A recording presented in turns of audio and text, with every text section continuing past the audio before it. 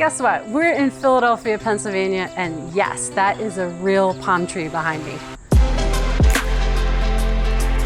It's not something that you see all the time up here in the north. We are actually able to grow palm trees here just during the summer months.